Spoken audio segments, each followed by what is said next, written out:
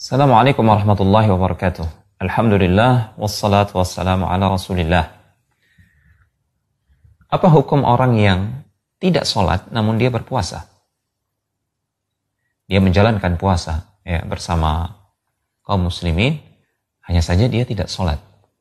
Dan sangat-sangat disayangkan ini masih banyak terjadi di masyarakat kita. Apa hukumnya? Pertama-tama, kata para ulama, jika dia tidak sholat karena mengingkari kewajiban sholat, maka para ulama sepakat orang ini kafir. Dia keluar dari Islam. Karena kekafirannya, maka puasanya tidak akan diterima. Karena syarat berpuasa adalah menjadi seorang muslim. Puasa seseorang tidak akan diterima kecuali puasa yang dilakukan oleh seorang yang muslim. Ini yang pertama. Kemudian yang kedua, jika dia meninggalkan sholat karena malas, namun hatinya tetap mengimani kewajiban sholat, di sini ada perbedaan pendapat di kalangan para ulama.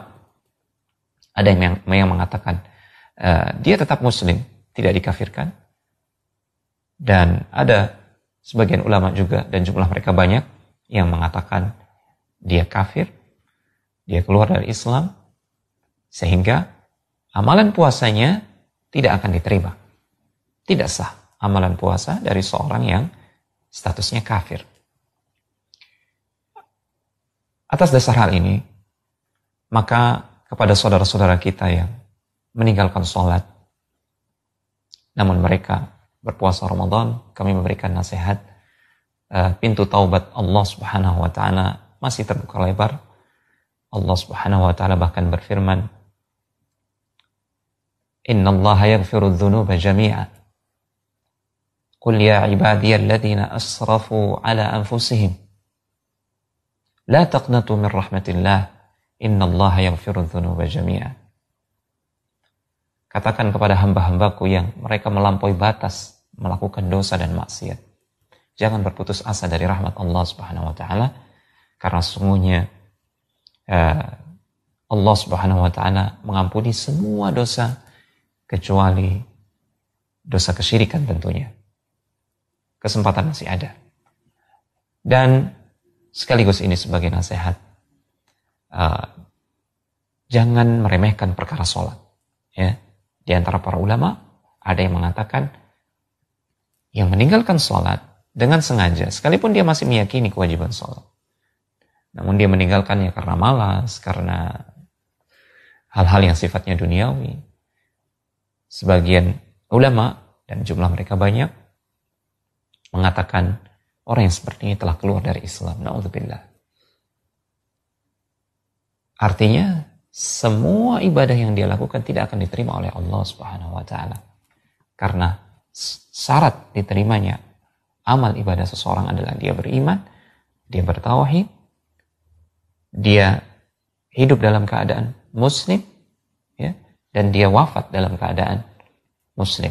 Jika dia wafat dalam keadaan keluar dari Islam, semua amal ibadahnya dihapuskan oleh Allah Subhanahu wa taala.